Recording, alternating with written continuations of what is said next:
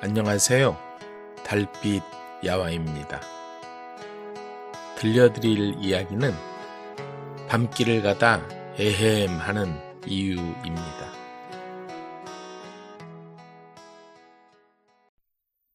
밤길을 가다 에헴 하는 이유. 어느 조용한 시골 마을에 학문을 사랑하는 덕망 높은 선비가 살고 있었다. 그는 눈만 뜨면 글을 읽고 학문에 전념하며 과거를 준비했다. 물려받은 재산이 많아 부족함이 없었고 소작인들과 하인들에게 후한 인심을 베풀었다. 과거 시험에 합격한다는 건 집안의 명예를 높이고 나아가 나라의 중요한 관직을 맡을 기회였다. 마침내 꿈에 그리던 과거 시험이 열렸지만 과거 시험을 보러 가는 길이 만만치 않았다. 험한 산길과 끝없이 이어진 숲은 도깨비와 맹수들이 들끓는 곳으로 여겨졌고 밤길을 나선 사람들은 늘 두려움에 떨곤 했다. 그래서 사람들은 밤길을 걸을 때마다 에헴 에헴 하고 크게 소리를 내며 자신의 존재를 알리곤 했다. 이 소리는 도깨비를 쫓는 일종의 신호였다. 바로 이 에헴에서 이야기가 시작되었다. 선비는 결연한 마음으로 한양 장안을 향해 길을 떠났다. 한양으로 향하던 선비는 어느덧 동대문 근처에 도착했다. 해는 저물고 날은 점점 어두워졌다. 그때 동대문 산자락에서 기묘한 파란 불빛이 보이는 것이었다. 불빛이 마치 살아있는 듯 이리저리 움직이며 동대문 근처 산꼭대기에서 왔다 갔다 하는 게 아닌가. 이게 대체 뭐지? 천둥도 아니고 벼락도 아닌데. 선비는 호기심과 두려움으로 발걸음을 멈추고 활을 들고 조심스럽게 다가갔다. 가까이서 보니 무언가 두 물체가 서로 얽혀 싸우는 모습이 보였다. 자세히 보니 하나는 커다란 구렁이였고 다른 하나는 사람과 비슷하지만 머리에 뿔이 달린 도깨비 같은 모습이었다. 이거 아무래도 도깨비 장난이 분명한데? 선비는 주저하지 않고 활을 당겨 그 한가운데로 화살을 쏘았다. 그러자 퍽 하는 소리와 함께 커다란 구렁이가 툭 떨어지는 게 아닌가. 그제야 선비는 싸우는 정체를 알게 되었다. 바로 동대문 문지기를 두고 도깨비와 구렁이가 한바탕 싸우고 있던 것이다. 그때 어디선가 검은 도포를 입은 사내가 나타났다. 그는 활을 쏜 선비에게 깊이 허리를 숙이며 말했다. 선비님 정말 감사합니다. 대체 무엇 때문에 감사하다는 거요? 동대문 문지기 자리를 두고 구렁이와 싸우고 있었습니다. 선비님이 구렁이를 물리쳐 주신 덕분에 제가 정식 문지기가 될 수 있게 되었습니다. 도깨비는 선비에게 감사의 뜻을 전하며 물었다. 선비님은 지금 어디로 가시는 길입니까? 과거 시험을 치르러 한양 장안으로 가는 길이라오. 아, 그렇습니까? 선비님께 은혜를 갚고 싶습니다. 제가 이번 과거 시험의 출제 문제를 알려드리겠습니다. 도깨비는 시험 문제를 선비에게 자세히 알려주었고 덕분에 선비는 다음날 과거 시험에서 장원급제의 기쁨을 누리게 되었다. 시험에서 장원급제를 한 선비는 고향으로 돌아가던 길에 동대문을 다시 찾았다. 도깨비한테 고맙다는 말은 해야지. 선비는 정성껏 술과 안주를 준비해 도깨비를 찾았다.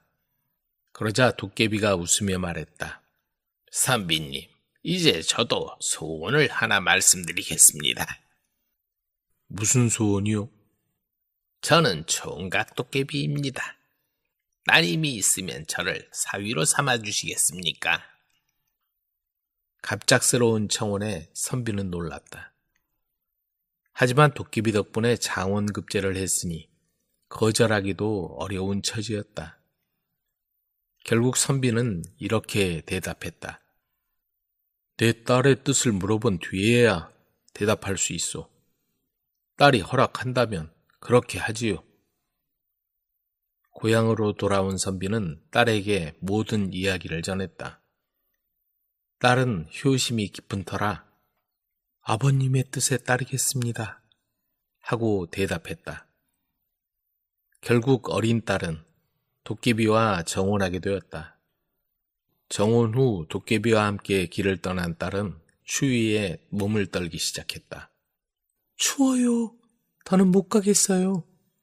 사람과 달리 도깨비는 추위와 더위를 느끼지 못했기에 처음에는 대수롭지 않게 여겼지만 딸이 애원하자 마을로 들어가 몸을 녹이기로 했다.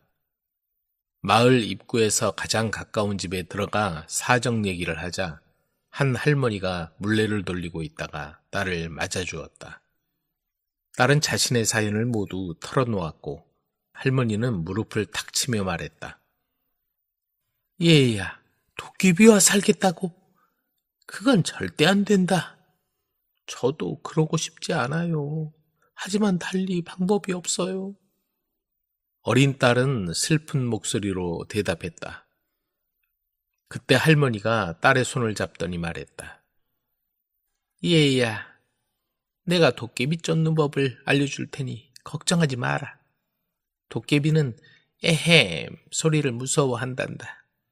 그 소리를 크게 내면 도망갈 거야. 딸은 할머니의 말을 따라 에헴 하고 크게 소리쳤다. 방 밖에 서 있던 도깨비는 깜짝 놀라며 주랭랑을 쳤다. 하지만 도깨비는 쉽게 포기하지 않았다. 다시 찾아온 도깨비를 향해 온 가족이 에헴을 외쳤고 결국 도깨비는 완전히 사라졌다. 화가 난 도깨비는 선비의 집에 솥똥과 말똥을 잔뜩 퍼부었지만 선비는 이를 이용해 도깨비를 속였다. 네가 아무리 솥똥과 말똥을 퍼부어도 끄떡없다. 금은보화를 들여놓으면 혹시 몰라도. 속아 넘어간 도깨비는 금은보화를 잔뜩 퍼부었고 선비의 가족은 졸지에 큰 부자가 되었다. 그 후로 사람들은 밤길을 걸을 때마다 에헴 소리를 내며 도깨비를 쫓았다고 한다. 방앗간 주인의 잘못된 우정. 오래전 어떤 마을에 인구와 동석이 살고 있었다. 인구는 얼굴이 둥글둥글하게 생겼으며 마음씨가 좋은 순둥이 노총각이었다. 그는 작은 오두막에 살며 매일 정원을 가꾸었다.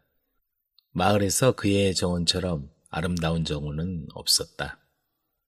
정원에는 아름다운 꽃들이 피어났다. 한 가지 꽃이 피고 지면 다른 꽃이 그 자리에 피는 시기였다. 그래서 인구의 정원은 항상 아름다운 꽃이 만발했고 향기가 가득했다.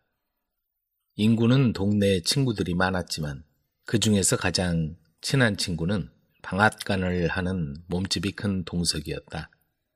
이 부자 친구는 인구의 정원을 지나칠 때마다 꽃을 한 알음씩 가져갔고 과일이 나올 때는 자두나 앵두 같은 과일을 주머니 가득 채워가곤 했다. 진정한 친구는 모든 걸 서로 나눠야 해. 그럴 때마다 인구는 고개를 끄덕이고 미소를 지으며 그런 생각을 하는 친구가 있다는 걸 자랑스러워했다. 가끔 이웃 사람들은 방앗간집 부자 친구 동석이가 인구에게 아무것도 나눠주지 않는다고 수군거렸다. 그의 방앗간에는 항상 쌀가마가 수북이 쌓여 있었다. 하지만 인구는 그런 일로 서운해하지 않았다. 오히려 방앗간 주인이 말하는 진정한 우정은 이기적이지 않다는 말을 듣는 것만으로도 기뻤다. 그렇게 인구는 봄, 여름, 가을에는 정원에서 일할 수 있어 무척 행복했다. 하지만 겨울이 되면 시장에 내다 팔 과일이나 꽃이 없어서 배고픔과 추위에 고통스러워했다. 어떤 때는 말라빠진 산나물이나 딱딱한 나무 열매로 저녁을 대신하고 잠자리에 들기도 했다. 게다가 겨울에는 그의 친구 동석이도 한 번도 다녀가지 않았다. 방앗간 주인은 아내에게 말하곤 했다. 눈이 와서 추울 때는 인구를 만나러 가지 않는 게 좋겠어. 사람이 어려울 때는 혼자 있어야지. 괜히 누가 찾아가서 방해할 필요는 없으니까. 이게 내가 생각하는 우정이야. 봄이 올 때까지 기다렸다가 찾아가야지. 그러면 인구가 커다란 바구니에 앵두를 가득 담아줄 거야. 그러면서 좋아하겠지. 따뜻한 아랫목에 앉아서 군고구마를 먹던 아내가 말했다. 당신은 정말 배려심이 깊군요. 당신한테서 우정 얘기를 듣는 건 정말 즐거운 일이에요. 아마 하느미가 다니는 서당 훈장님도 당신처럼 그렇게 멋진 말은 못할 거예요. 그때 방앗간 주인 막내 아들 하느미가 말했다. 인구 아저씨 집에 오라고 하면 안 돼요? 불쌍한 인구 아저씨한테 제가 먹는 음식을 덜어드리고 하얀 토끼도 보여주고 싶어요. 그러자 방앗간 주인이 소리쳤다. 이런 바보 같은 놈, 너를 서당에 왜 보냈는지 모르겠구나. 아무것도 배운 게 없으니 말이야. 인구가 우리 집에 와서 따뜻한 집과 잘 차려진 밥상을 보면 분명히 질투하게 될 거야. 질투는 가장 나쁜 일이야. 그리고 인구가 우리 집에 왔다가 가득 쌓인 쌀가마를 보고 외상으로 달라고 하면 내 입장이 얼마나 난처하겠니? 나는 그것도 싫거든. 쌀가마와 우정은 별개의 문제야. 동석의 아내가 한마디 거들었다. 옳은 말씀이에요. 당신의 말을 듣다 보면 다 옳은 말이라 훈장님 말씀을 듣는 것 같아요. 그래서 졸음이 오네요. 동석은 아내의 말에 만족해하며 웃음을 터뜨렸다. 그리고는 앞에 앉은 막내 아들을 노려봤다. 막내 아들은 너무 부끄러워 얼굴을 숙이고 눈물을 떨어뜨렸다. 겨울이 끝나고 개나리가 피어나는 봄이 되자 방앗간 주인 동석이는 인구를 보러 간다고 아내에게 말했다. 정말 친구를 생각하는 친절한 사람이군요. 잊지 말고 꽃을 담아올 바구니를 가져가세요. 그래서 방앗간 주인은 대나무로 엮은 큰 바구니를 들고 언덕을 내려갔다. 잘 지냈나 인구? 자네도 잘 지냈나? 일하다가 사백이 돼 환히 웃으면서 인구가 대답했다. 겨울에 어떻게 지냈나? 잘 지냈어. 좀 힘들게 보내긴 했지만 이제 봄이 와서 좋아. 꽃들도 잘 자라고. 인구가 대답했다.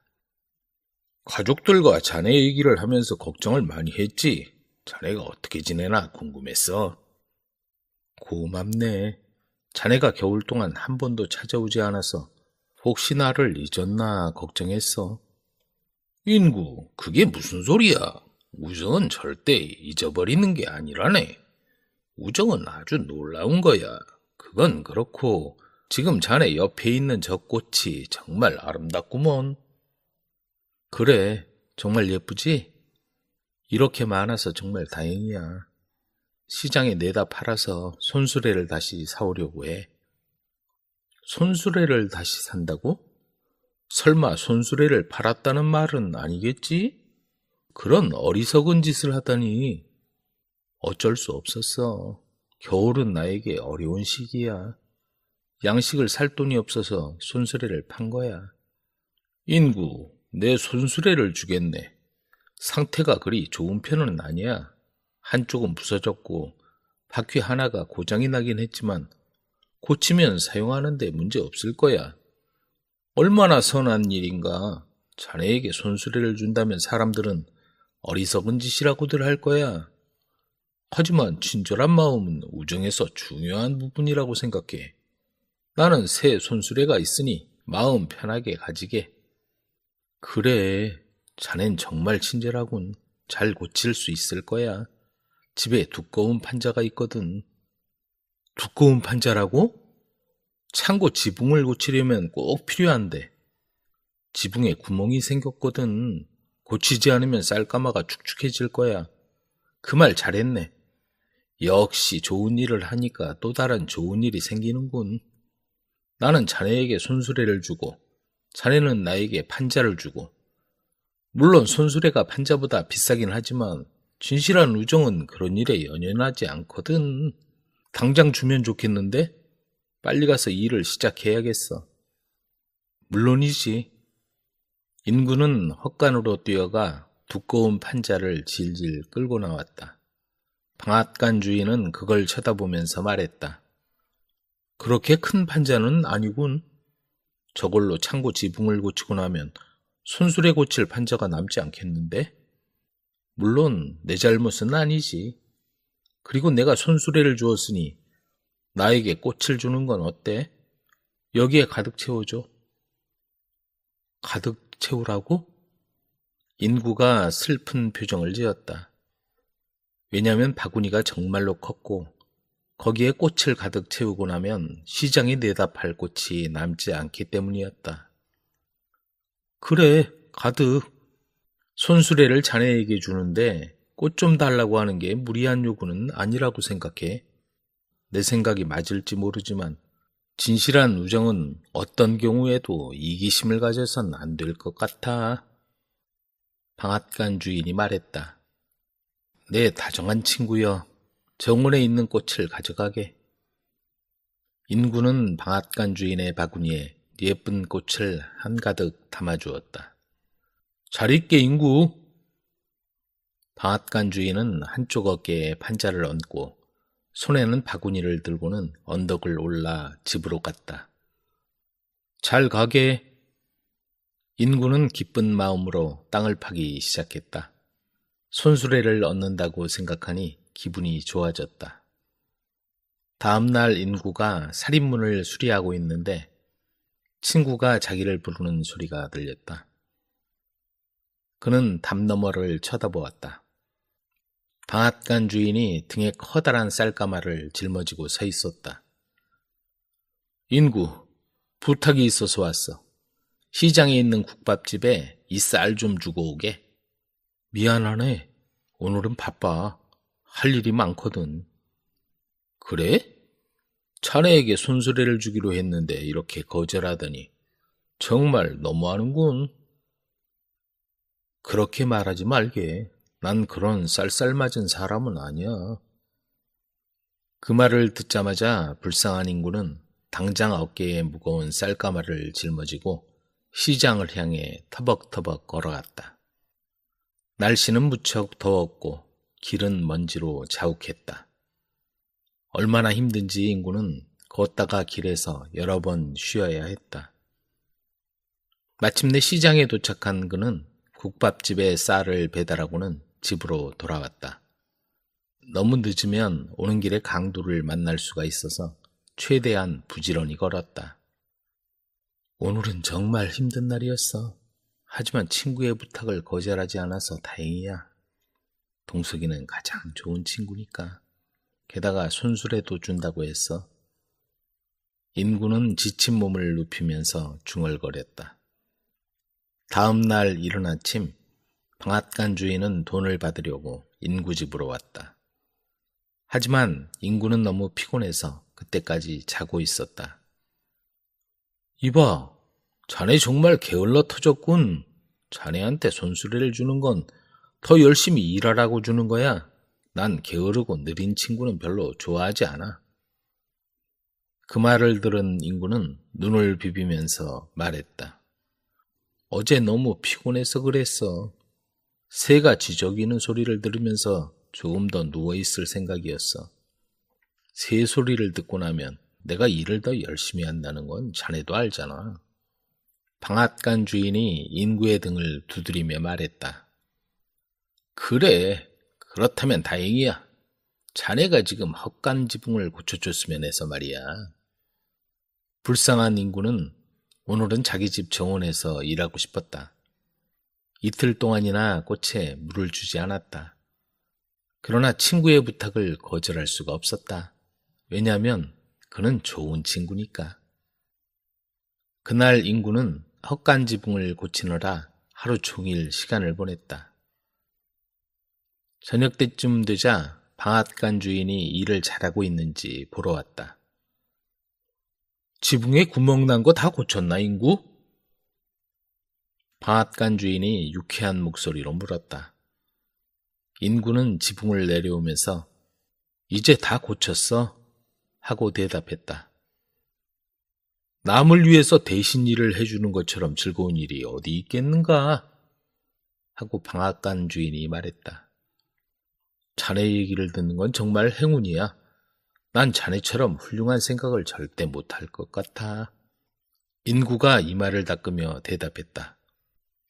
자네도 더 노력하다 보면 언젠가는 그런 생각을 하게 될 거야. 진정한 우정이 뭔지 알게 될 거야. 정말 그런 날이 올까? 물론이지. 이제 지붕을 다 고쳤으니 집에 가서 푹 쉬게나. 어느 날 저녁 인구가 자려고 누웠는데 밖에서 문을 두드리는 소리가 났다. 비바람이 심하게 불어서 처음에는 바람소리라고 생각했다. 그러나 그 소리는 점점 크게 들렸고 마침내 쾅쾅 소리가 났다. 불쌍한 나그네인가 보다. 인구는 혼잣말을 하며 문을 열어보았다. 그런데 거기엔 방앗간 주인이 등을 들고 다른 손에는 커다란 지팡이를 든 채 서 있었다. 인구, 큰일 났네. 내 아들이 사다리에서 떨어져 크게 다쳤어. 의원님을 모셔와야 하는데 너무 멀고 날씨도 좋지 않아서 갈 엄두가 안 나는군.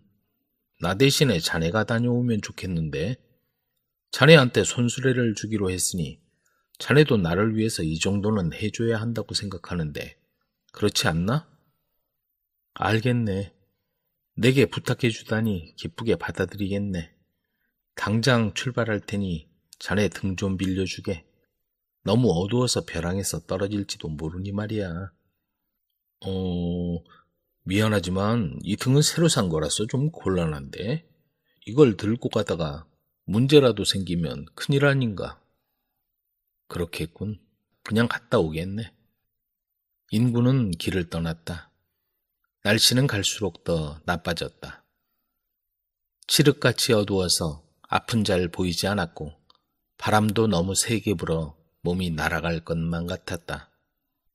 3시간을 걸어서 인구는 간신히 의원 집에 도착해서 문을 두드렸다. 인구, 이 밤에 무슨 일인가? 의원이 문에 고개를 내밀고 물었다. 방앗간 주인 아들이 사다리에서 떨어져서 다쳤어요. 그 친구가 선생님을 모셔오라고 해서 이렇게 왔습니다. 알았네. 의원은 즉시 말과 등을 준비해서 집을 나섰다. 인구는 뒤에서 따라갔다. 점점 날씨가 더 나빠졌다. 비바람이 심해지면서 인구는 자신이 어디로 가고 있는지 알 수 없었고 의원이 탄 말은 어디로 갔는지 보이지 않았다. 인구는 어디가 어딘지 분간할 수 없었고 결국 길을 잃고 헤매다가 발을 헛디뎌 벼랑에서 떨어져 정신을 잃고 말았다. 얼마나 시간이 흘렀을까? 정신을 차려보니 날이 새고 있었고 온몸엔 상처투성이었다. 구사일생으로 나뭇가지에 걸려 목숨을 건진 것이다. 아직 살아있었구나. 인구는 간신히 집으로 돌아와 며칠 동안 움직이지도 못하고 끙끙 앓았다. 그렇게 우정을 찾던 방앗간 주인은 당연히 코빼기도 비치지 않았다. 우정도 좋지만 죽으면 무슨 소용이 있겠나. 인구는 그동안의 동석과의 관계를 조용히 생각해 보았다. 시간이 흘렀다. 인구가 아픈 몸을 이끌고 밖에 나와 일을 하는데 동석이 찾아왔다. 잘 지냈나? 보다시피 자네 아들은 어떤가? 잘 있다네. 자네 손수레 가져가야지. 아니, 필요 없네. 필요 없다니. 진실한 우정을 거절한다는 건가? 목숨을 건 우정보다는 안전한 거절을 택하겠네. 그만 가보게. 인구는 방앗간 주인 동석을 남겨두고 집 안으로 들어가 버렸다. 장터에 나타난 수상한 부녀. 산 좋고 물 맑은 정선 땅 어느 고을에 아버지와 딸 부녀가 변두리 쓰러져가는 오두막에 자리를 잡았다. 그런데 아버지의 거동이 불편해 보였다. 눈이 보이지 않는 것이다. 딸의 손을 잡고서야 더듬더듬 겨우 발걸음을 뗐다. 장이 열리는 날이면 아버지는 딸에게 이끌려 장터 끝에 거적을 깔고 앉아 사주팔자를 봐주었다. 그런데 아버지 시중을 드는 딸의 미모가 예사롭지 않았다. 댕기를 늘어뜨린 채 장터에 나타나면 모든 사람의 시선이 집중되곤 했다. 저런 아비한테 어떻게 저렇게 예쁜 딸이 있는 거지? 어려서 어미를 여의고 아비 혼자 키웠다는구먼. 오뚝한 콧날, 반달 같은 눈썹, 백옥 같은 피부, 잘록한 허리, 절세 미인이라고 해도 손색이 없을 만큼 빼어난 미모를 뽐내며 딸은 장터를 휘젓고 다녔다. 장사꾼들과 동네 총각들은 장터에 딸의 모습이 나타나면 눈길을 떼지 못했다. 덕분에 아비에게 사주팔자를 보러 오는 손님도 적잖이 늘었다. 연불보다 잿밥에 더 관심이 많았는지 모를 일이지만 인심 좋은 동네다 보니 아낙네들도 눈먼 아비 시중 드는 딸이 안쓰러워 이것저것 먹을 걸 챙겨서 부녀가 먹는 오두막에 가져다 주곤 했다. 호박죽을 좀 쑤었는데 맛이나 봐. 잘 먹겠어요, 아주머니? 딸이 꾀꼬리 같은 목소리로 대답했다. 하지만 동네 아낙들의 왕래가 잦아져도 어려서 어미를 잃었다는 것밖에는 부녀의 과거에 대해 아는 사람은 없었다. 딸은 예의가 바르고 어른들을 보면 깍듯했다. 그러다 보니 동네 어른들의 사랑을 한몸에 받았고 총각들은 그 집 근처를 어슬렁거리며 다니기 일쑤였다. 그런데 언제부턴가 장터에서 부녀의 모습이 보이지 않았다. 어떻게 된 거지? 아픈가? 아니면 무슨 일이 있나? 아비와 딸의 모습이 보이지 않자 장터에 나온 무사내들이 애를 태웠다. 그로부터 얼마 후 부녀의 근황이 알려지자 장터 사람들은 한숨을 내쉬었다. 정선에서 이름만 대면 모르는 사람이 없는 부자요. 장터 가게들 대부분을 소유하고 있는 장대인에게 팔려갔고 그로 인해 아비는 마음고생으로 드러누워 문밖 출입도 안 한다는 것이었다. 장터에 나온 장대인의 눈에 들었으니 빠져나갈 구멍이 없었다. 돈 많은 부자니 눈먼 아비에게 평생 먹고 살 돈을 주었을 건 뻔한 이치였다. 장대인이 여자를 데려오려고 10,000냥을 줬다느니 20,000냥을 줬다느니 하는 소문이 돌았지만 그 누구도 입을 열지 않았다. 딸이 장대인에게 간 이후에도 눈먼 아비는 여전히 그 오두막에 살았다. 아비 걱정에 딸은 장대인의 허락을 받아 오두막을 오가며 아비를 돌보곤 했다. 그런데 어느 날 오두막으로 간 딸이 시간이 지나도 돌아오지 않았다. 마침내 장대인은 오두막으로 하인을 보냈다. 나으리, 집이 텅 비어 있습니다. 하인이 부랴부랴 돌아와 장대인에게 고했다. 찾아라! 눈먼 장님이라 멀리 가지 못했을 거다.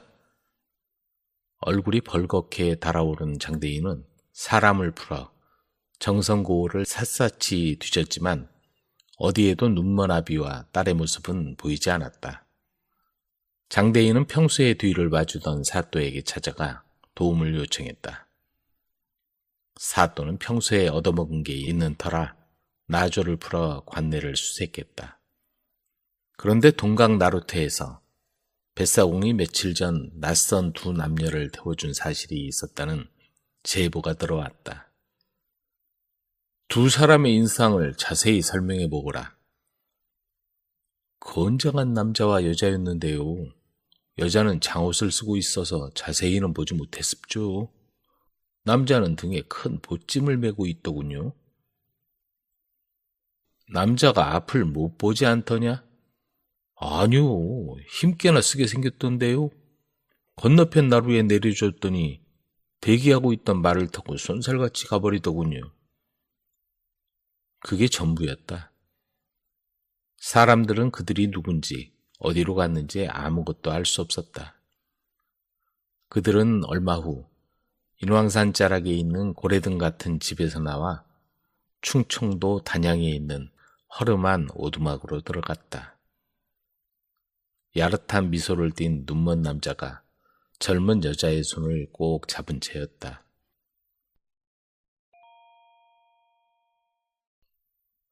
박초시 딸이 고른 신랑감.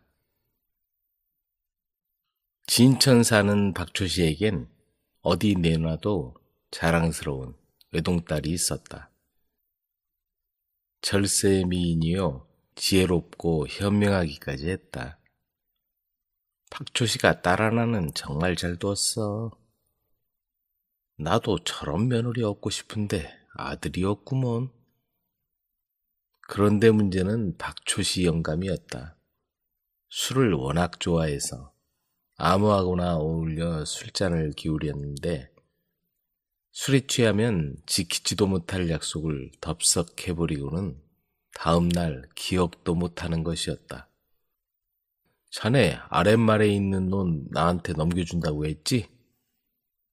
뭐라고? 내가 언제? 박초시와 술자리를 가진 동네 사람들은 한결같이 박초시의 취중 약속에 속아 넘어가기 일쑤였다. 물론 술자리에서 건넨 말이라서 강제할 수는 없는 일이지만 날이 갈수록 박초시의 약속을 믿는 사람은 눈 씻고 봐도 보이지 않았다. 저 양반 말로만 저런다니까. 술만 마셨다 하면 공으로 매주를 쓴데도 못 믿어. 허구한 날 이 술집 저 술집에 출근 도장을 찍는 박초시를 보고 다들 무관심하기에 이르렀지만 아직 미혼인 총각들 사이에선 관심의 대상이었다. 바로 외동딸 금화 때문이었다. 안녕하세요, 어르신. 그래, 영덕이. 무슨 일인가? 따님과 정혼하고 싶어서 찾아왔습니다. 금화? 가당치도 않은 소리를 하는구먼. 그만 가보게. 용기 있는 총각들은 직접 찾아오기도 하고 지체 있는 양반댁 도령이나 부잣집 아들은 매파를 동원해서 다리를 놓았다. 하지만 박초시한테 금화가 어떤 딸인가? 어지간해서는 명함도 내밀 수 없었다. 하지만 해 떨어지고 술이 거나하게 취하면 문제가 달라졌다. 어르신, 따님과 혼인하도록 허락해 주십시오. 그렇게 하세. 자네 같은 사윗감 구하기가 어디 쉬운 일인가? 마을에서 제일 가는 부잣집 아들이 상다리가 휘어지도록 대접을 하자 입이 귀에까지 걸린 박초시는 당장 나를 잡자고까지 했다. 상황이 이렇다 보니 동네 총각들 중에 박초시의 딸과 정혼 약속을 했다는 총각이 한둘이 아니었다. 아버님, 제발 그렇게 지키지 못할 약속 좀 하지 마세요. 내가 언제 그랬단 말이냐. 그런 기억이 없는데. 아무리 술자리 약속이지만 이건 혼사 문제였다. 지나가는 그 말을 바라보는 총각들의 눈빛이 달라지는 건 물론이고 박초시를 둘러싸고 논쟁이 벌어지기도 했다. 아버님, 저도 이제 시집을 가야 하니 그분들 중에 한 분을 정하겠어요. 그 중에 누구를 고른단 말이냐? 일단 아버님이 약속하신 분들을 차례로 만나도록 해주세요. 그래서 신랑감 후보들에게 기별을 해서 차례로 찾아오게 했다. 보통은 신랑이 신부를 택하기 마련인데 무슨 시험이나 치르듯이 신랑감 면접을 보다니 이게 무슨 일이란 말인가. 우선 찾아온 총각은 김부잣집 아들이었다. 장안 최고의 부잣집 아들이었기에 자신감이 넘쳤다. 나한테 시집 오면 손가락 하나 까딱하지 않고 편히 살 수 있어. 그리고 나중엔 모든 재산이 내 것이니 그 무엇이 부럽겠소. 다음으로 찾아온 총각은 기생 오라비처럼 잘생긴 정생원의 둘째 아들이었다. 당신처럼 아름다운 분에게는 나처럼 잘생긴 남편이 어울리지 않겠소? 그러니 나를 택해 주시오. 그 다음으로 기골이 장대한 김선달의 아들이 찾아왔다. 자고로 남자는 힘도 세고 듬직해야 하는 법이오. 무가에 붙어서 이번에 관직에도 나가게 되었어. 그 뒤로도 몇 명의 신랑감이 자기의 장점을 얘기하며 금화에게 청혼을 했다. 하지만 금화는 그 중에 아무도 마음에 와 닿지를 않았다. 그렇다고 이렇게 신랑감을 공개구원했는데 그냥 접을 수는 없는 일. 그 중에 누구라도 정해야 했다. 아무래도 자신 있는 총각부터 먼저 온 터라 뒤로 갈수록 찾아오는 총각의 자신감이 떨어졌다.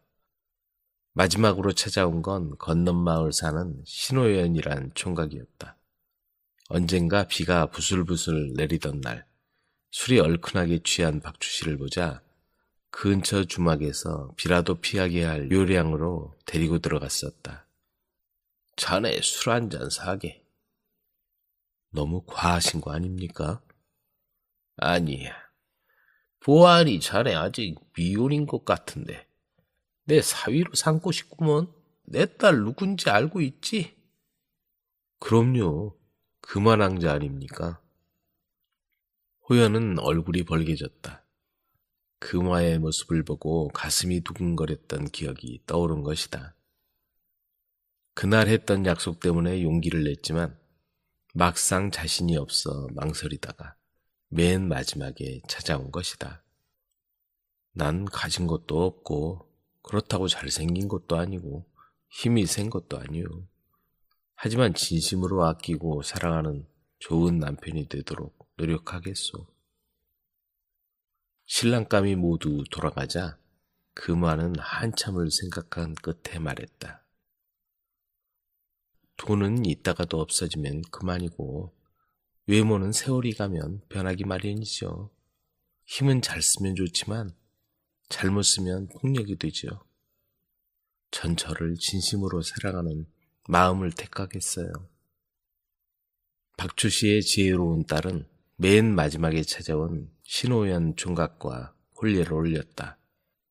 그리고 서로를 진심으로 아끼고 사랑하며 행복하게 살아갔다.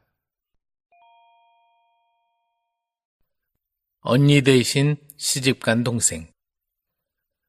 개성에서 인삼을 팔아 큰돈을 모은 정대인에겐 두 딸이 있었다.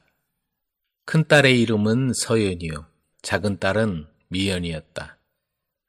아들이 없어 섭섭한 마음이 떠나지 않았지만 두 딸이 남달리 영특하고 곱게 자라는 것을 위안 삼아 금지 오겹같이 애지중지 길렀다. 큰딸은 매우 영리하고 남자 못지않게 야무졌고 둘째 딸 또한 똑똑하고 얼굴이 몹시도 아름다웠다. 정대인은 두 딸에게 온 정성을 쏟아 세상 사는 이치와 서화와 글 공부를 비롯해 부족함 없이 길렀다. 그때 이웃 마을에 박상천이란 사람이 살고 있었는데 그는 일찍이 인삼을 재배하는 사람이었다. 그가 인삼 재배로 부자가 되자 마을 사람들은 그를 박부자라 불렀다. 정대인은 그가 재배한 인삼을 공급받아 인삼 교역을 활발하게 했다. 그러다 보니 두 사람 사이는 더욱 돈독해졌고 성격도 비슷하여 서로 신뢰하는 막역한 사이가 되었다. 두 사람은 장사 속에 밝은 사람들 사이에서 유일하게 마음을 터놓는 친구였다. 어느 따뜻한 봄날 박 부자의 집 후원에 있는 정자에서 정대인과 박부자가 술잔을 기울이며 춘경을 구경하고 있었다. 여보게 친구, 자네나 나나 이렇게 막역한 사이로 정을 두텁게 나누고 있는데 우리 관계를 자손에도 이어가야 하지 않겠나?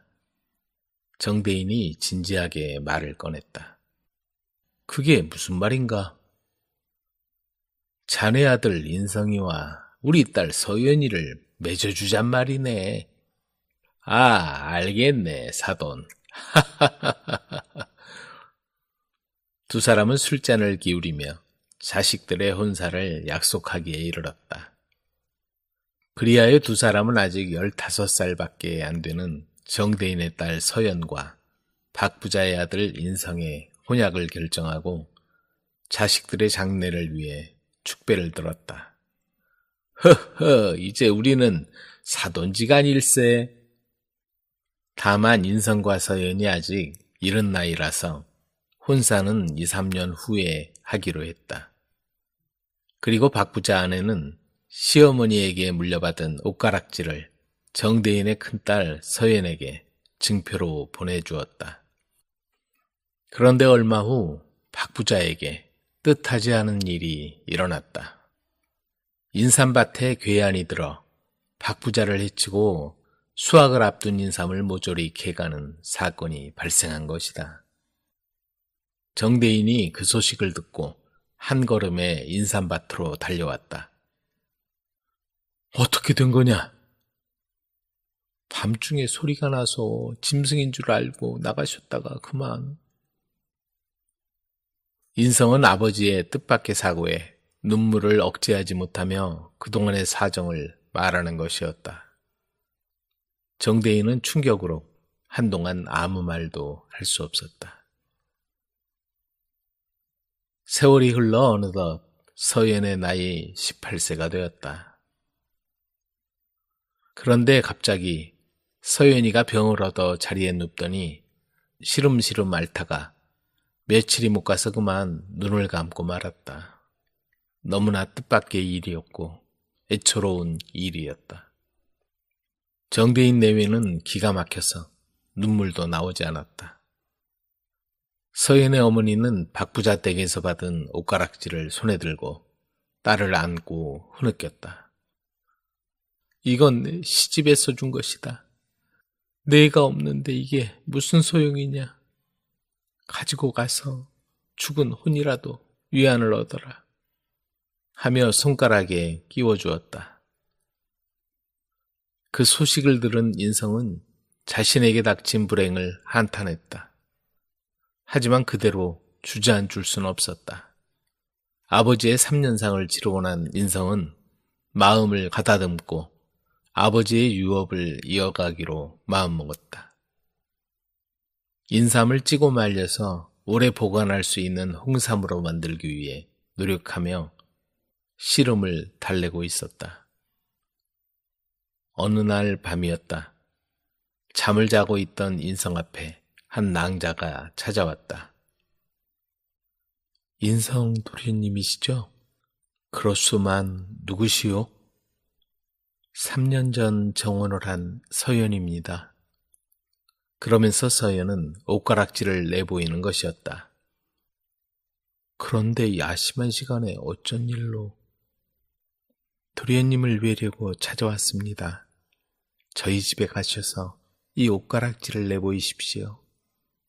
그러더니 어두운 밤길을 따라 돌아가는 것이었다. 너무 놀라 눈을 떠보니 꿈이었다. 그런데 생시와 같이 옷가락지가 옆에 떨어져 있는 게 아닌가. 다음 날 인성은 낭자가 놓고 간 옷가락지를 품에 넣고 정대인의 집을 찾아갔다. 어서 오게. 그동안 잘 있었는가? 정대인은 인성을 반갑게 맞이했다. 인성은 서연이 놓고 간 옷가락지를 정대인 앞에 내놓았다. 그러자 정대인이 깜짝 놀라는 것이었다. 이걸 자네가 어떻게 가지고 있는 건가? 지난밤에 서연 낭자가 저를 찾아왔었습니다. 그러면서 꿈 얘기를 자세히 들려주었다. 소연이가 왔었다는 말인가? 그 아이가 어떻게? 두 사람은 마음이 혼란스러웠다. 그때 작은 딸 미연이 들어왔다. 아버님, 간밤에 언니 꿈을 꾸었어요. 언니가 저한테 옷가락질을 가져오는 사람과 정혼하라고. 정대인은 잠시 눈을 감았다. 그러더니 말을 이었다. 서연이가 너희 둘이 맺어지기를 바라는가 보구나. 그러면 지난날의 약속도 지킬 수 있을 테고. 정대인은 옷가락질을 미연에게 건네주었다. 이제 내가 받아라. 그리고 인성이 자넨 인삼 재배만 하지 말고 틈틈이 나한테 와서 일을 배우도록 하게. 인성과 미연은 100년 가약을 맺었다. 그리고 인삼 재배와 무역 일을 대를 이어 해나가게 되었다. 나는 당신 남편이 아니요. 달밝은 가을밤이었다. 문 밖 어디선가 귀뚜라미 울음소리와 나무 사이로 흐르는 달빛이 가을밤의 정취를 더 돋아주었다. 용인 땅에 김판석이란 농사꾼이 아내의 따스한 온기를 느끼며 단잠에 빠져 있었다.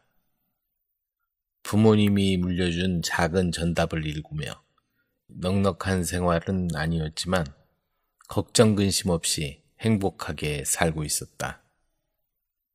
얼마 전 아들을 장가들여 참한 며느리도 보았으니 이제 평안한 여생을 보낼 일만 남은 것 같았다. 그런데 그날 밤 이웃 마을 잔치에 다녀온 뒤 멀쩡하던 사람이 갑자기 세상을 떠나고 말았다. 아이고 영감, 이게 웬일이요? 이렇게 가시다니. 아버님이 돌아가시다니. 아버지.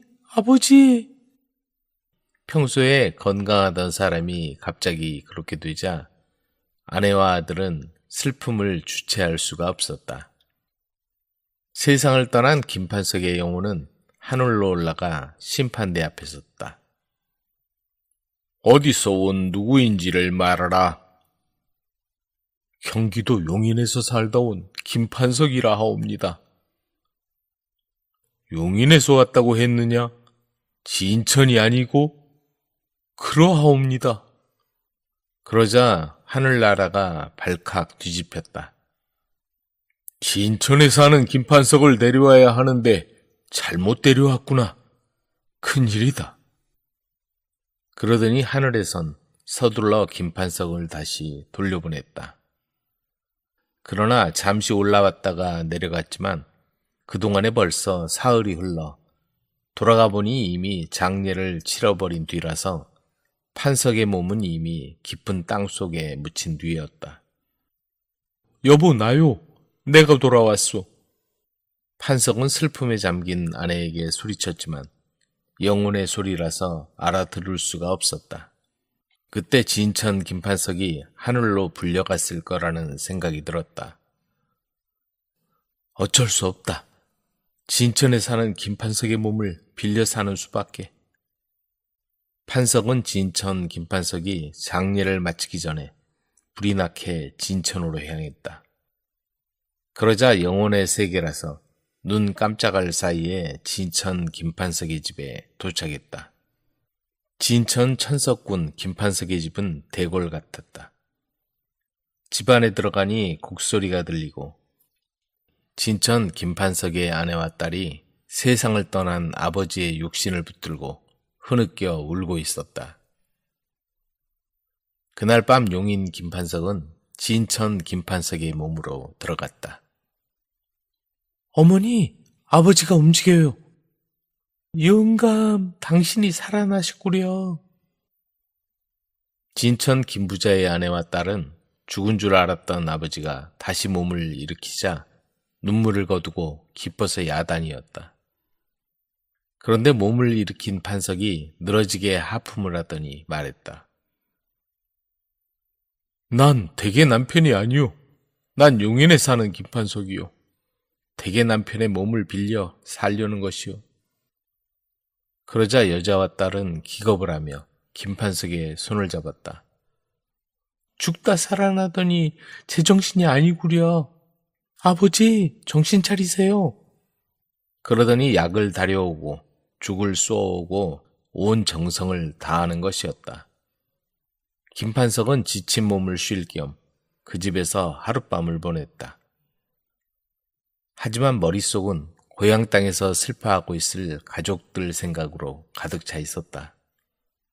다음 날 날이 밝자 김판석은 용인 땅을 향해 길을 나섰다. 아버지, 어디 가세요?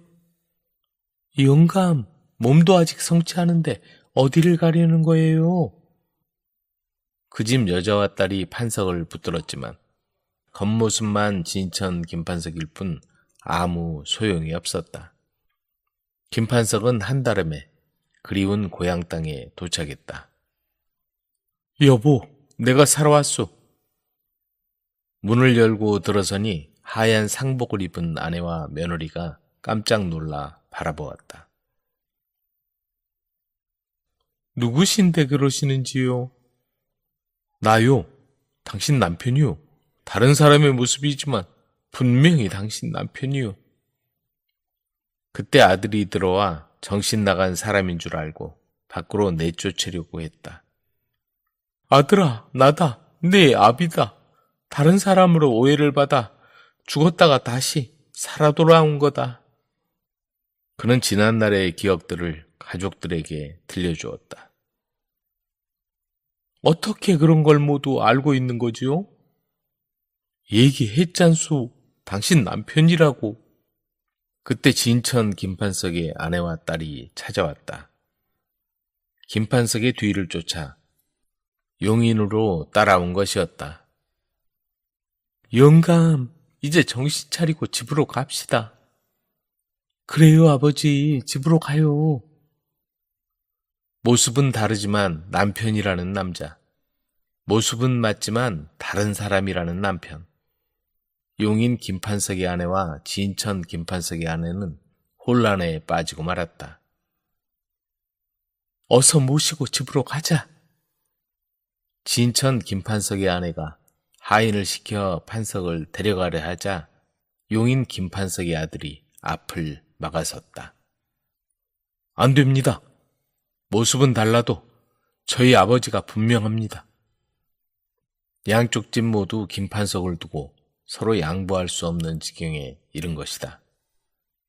마침내 관청에 가서 사또의 판결을 받게 되었다. 김판석과 양쪽 집안의 얘기를 듣고 한참을 생각하던 사또가 마침내 판결을 내렸다. 믿을 수 없는 일이지만 사람이 바뀌어 남의 몸에 들어가 살게 되었다고는 하나 용인 김판석의 몸은 이미 죽은 것이다. 몸을 빌려 살아있다고 하니 살아있는 동안은 진천 김판석으로 살다가 죽은 후에 용인 김판석으로 돌아가도록 하라. 판결을 마치고 김판석은 진천에서 여생을 보내게 되었다. 천석군 부잣집이라 힘들게 살아온 일생을 보상받고도 남음이 있었다. 용인의 가족들도 아버지 덕분에 살림이 풍족해졌다. 용인과 진천의 가족들은 할아버지 밑에서 왕래를 하며 살게 되었다.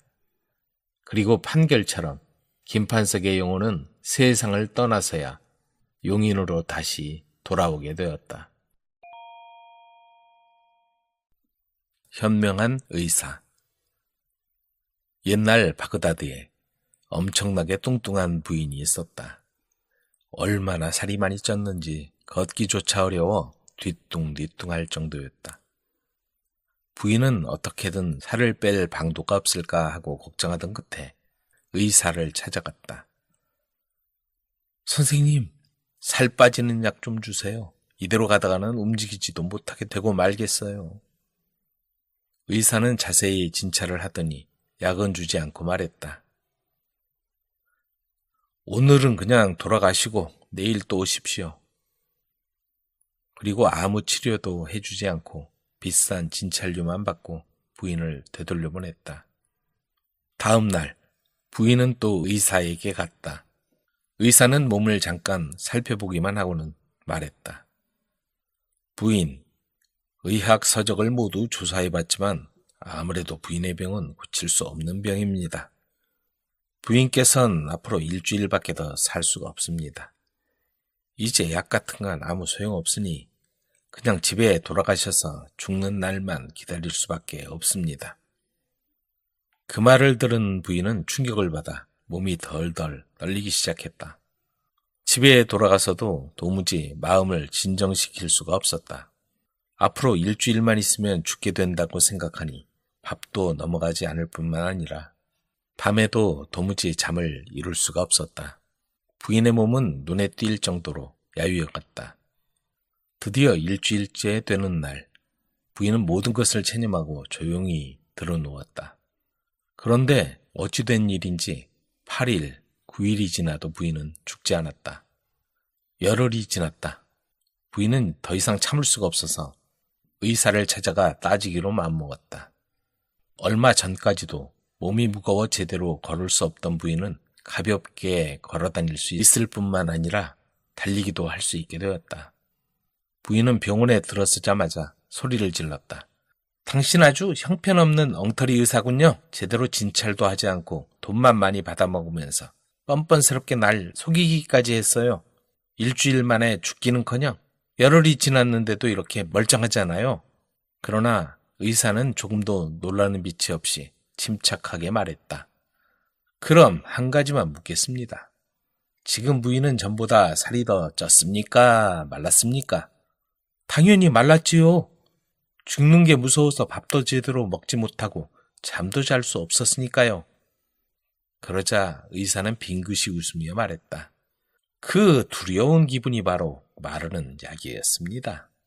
이래도 내가 엉터리 의사입니까? 아닙니다. 선생님은 세상에서 가장 훌륭한 의사십니다. 부인은 그제야 모든 것을 깨닫고 몇 번이나 머리를 숙였다. 우리는 모두 하나. 오래전 어떤 돈 많은 남자가 눈병을 앓고 있었다. 몇 년 동안 고통이 너무 심해서 제대로 잠을 잔 적이 거의 없었다. 많은 의사를 만나봤지만 아무도 그의 병을 고치지 못했다. 돈이 아무리 많아도 아무 소용이 없구나. 그는 신세를 한탄하며 마지막으로 눈을 치료할 수 있는 사람에게 많은 보상금을 지급하겠다고 소문을 냈다. 그런데 그 마을에는 사탕을 파는 상인이 살고 있었다. 그는 이곳저곳 돌아다니면서 사탕을 팔았지만 파는 것보다 남들에게 거저 나누어주는 마음 좋은 사람이었다. 이 상인도 돈 많은 남자가 눈병을 앓고 있다는 소문을 듣게 되었다. 그래, 눈병을 치료하는 마법 약초가 숲에 있다는 얘기를 들었는데 어머니가 눈에 좋은 약초에 관해 들려준 적이 있었는데 그 말이 떠올랐다. 상인은 아내에게 약초를 찾아오겠다고 말했다. 그러자 아내는 그렇게 약초를 찾으러 떠나면 그동안 우린 뭘 먹고 살란 말이에요? 하며 심하게 나무랐다. 상인은 아내의 의견에 대부분 따르는 편이었지만 이번엔 완강하게 나갔다. 아직 사탕이 2보따리 남아있으니 그 사탕이 바닥나기 전까지 돌아오면 되지 않소? 다음 날 이른 아침 그는 숲속으로 약초를 찾아 나섰다. 그 숲은 상인이 어렸을 때 놀던 놀이터였다. 그는 그늘진 숲은 푸른 바다고 자기는 시원한 물속으로 들어가 헤엄치는 물고기라고 상상하며 노는 걸 좋아했다. 상인이 땅을 바라보니 개미들이 줄지어 기어가고 있었다. 개미들은 등에 하얀 쌀알을 지고 있었다. 그런데 개미집 근처에 커다란 돌멩이가 굴러떨어져 길을 막고 있었다. 개미들은 우왕좌왕하며 어디로 가야 할지 헤매는 것처럼 보였다. 상인은 개미가 가는 길을 막고 있는 커다란 돌을 치워주었다. 그러면서 우린 모두 하나야 하고 마음씨 좋은 상인이 말했다. 그리고는 약초를 찾아 숲속을 뒤지기 시작했다. 이른 아침부터 나와서 그런지 시간이 지나자 졸음이 쏟아지기 시작했다. 너무 일찍 나왔나 보군. 잠깐 쉬었다 가야겠군. 상인은 커다란 나무 그늘에 앉아 쉬다가 깜빡 잠이 들고 말았다. 꿈에서 그는 거대한 도시 한복판에 서 있었다. 그곳에는 높은 건물들이 우뚝우뚝 솟아 있었다. 고개를 뒤로 젖히고 올려다보는데 군인들이 요란한 소리를 내며 다가오고 있었다. 여왕님께서 당신을 만나보고 싶어 하십니다. 경비대장이 말했다. 두려움에 질린 상인은 꼼짝없이 군인들을 따라 성으로 들어갔다. 성 안에는 여왕이 기품 있는 왕자에 앉아 있었다. 겁에 질린 상인은 무릎을 꿇고 바닥에 앉았다. 그러자 여왕은 그에게 일어나라고 명령했다. 오래전에 위대한 유황제와 마찬가지로 당신은 커다란 돌을 치워주었어.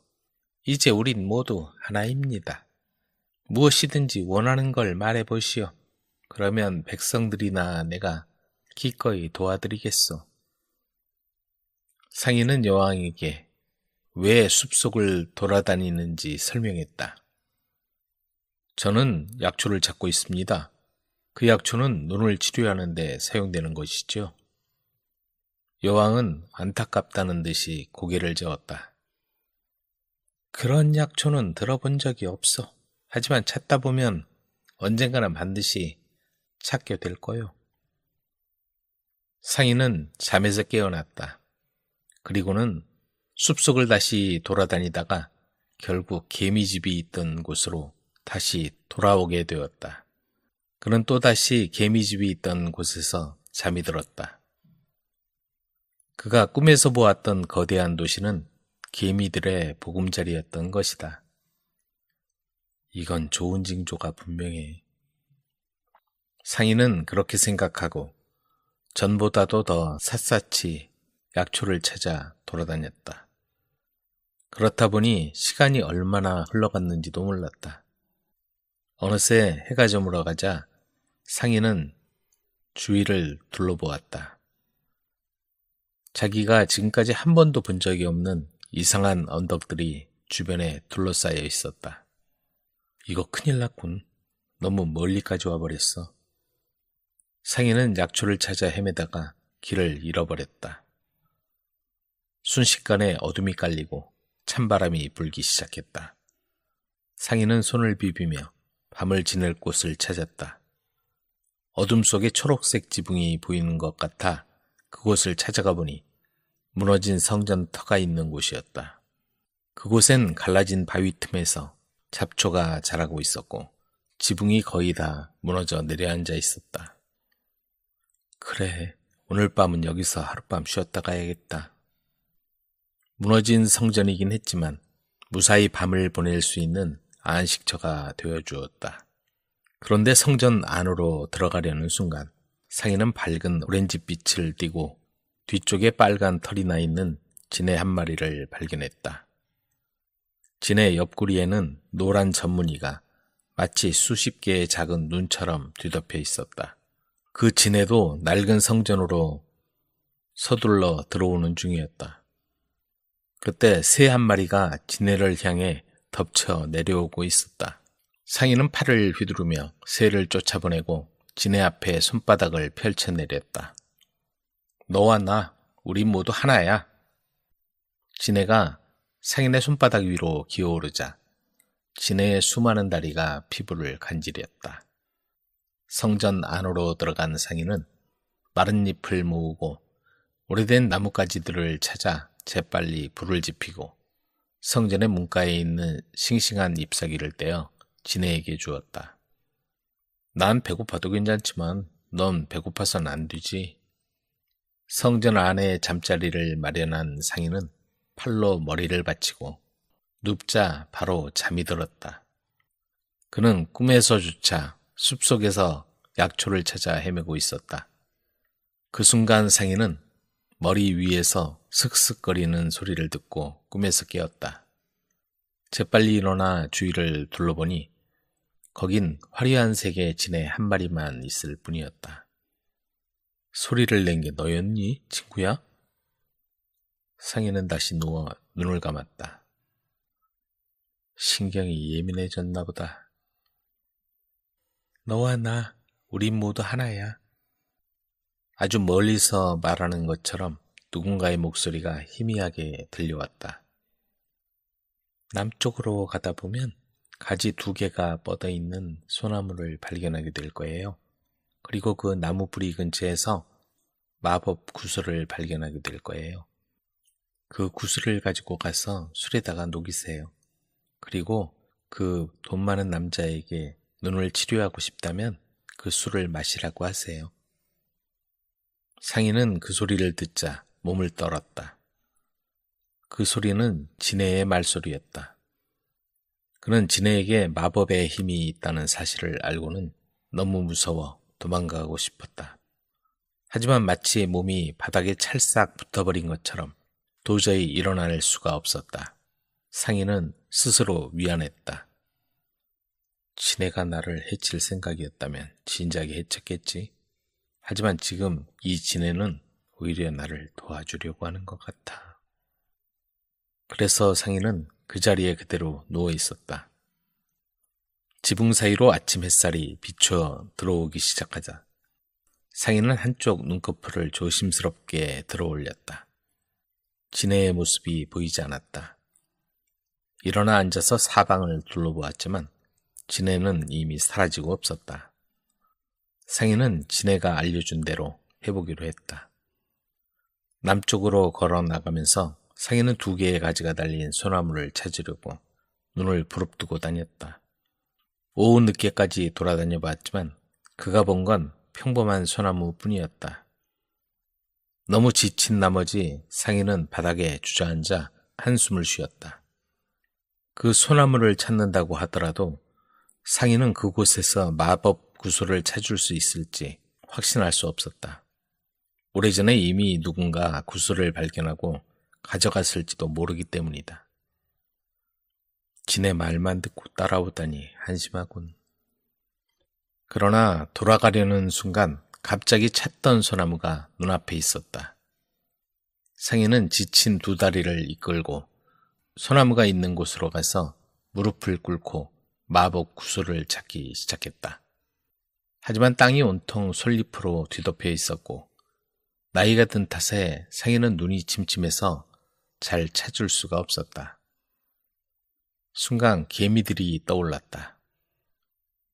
개미들아, 개미들아, 우린 모두 하나야. 그 말이 끝나기가 무섭게 수천 마리의 개미들이 물결을 이루며 나타나기 시작했다. 기쁨에 넘쳐 상인은 손가락을 들어 올렸다. 난 지금 작은 구슬을 찾고 있단다. 너희들이 와서 도와주렴. 그러고 나서 상인은 개미들을 깔아뭉개지 않도록 조심하며 구슬을 찾아주기를 기다렸다. 눈 깜짝할 사이에 개미들은 자그마한 구슬을 가지고 상인 주변으로 다시 물려들었다. 그래, 고맙구나. 상인은 그 구슬을 받아들고 유심히 살펴보았다. 구슬은 오렌지 빛을 띠고 있었으며 옆면에 노란 눈이 달린 것처럼 보였다. 상인은 그 구슬을 소중히 주머니에 집어넣고 고개 숙여 인사했다. 너희가 너무 고맙구나. 개미들이 솔잎 사이로 사라지자 상인은 숲 밖으로 나가 집을 향해 걸었다. 다음날 상인은 그 돈 많은 남자의 집을 찾아갔다. 하지만 상인의 차림이 너무 초라하고 보잘것 없었기 때문에 문지기가 그를 비웃기만 했다. 자네 같은 친구가 무슨 수로 우리 주인님을 도울 수 있단 말이냐?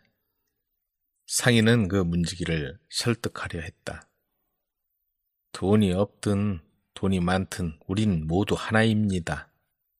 그때 그 돈 많은 남자가 문을 지나고 있었다. 그가 상인이 있는 쪽으로 다가왔다. 누구든지 나를 찾아올 수 있다고 말했네. 하지만 만약 자네가 내 시간만 빼앗으러 온 거라면 벌을 면치 못할 거야. 상인은 안주머니에서 구슬을 꺼냈다. 술에 이 구슬을 넣어 녹이십시오. 그리고 그걸 마시면 됩니다.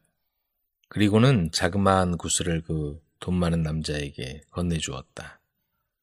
돈 많은 남자는 즉시 컵에 술을 따라오라고 명령하더니 구슬을 술잔에 떨어뜨려 그걸 마셨다. 순식간에 고통이 사라지고 얼마 지나지 않아 그의 눈이 완치되었다. 그 돈 많은 남자는 너무도 기뻐하며 보상금의 2배를 상인에게 주었다. 마음씨 좋은 상인과 그의 가족들은 그 돈으로 오래도록 편안하고 안락하게 살 수 있었다.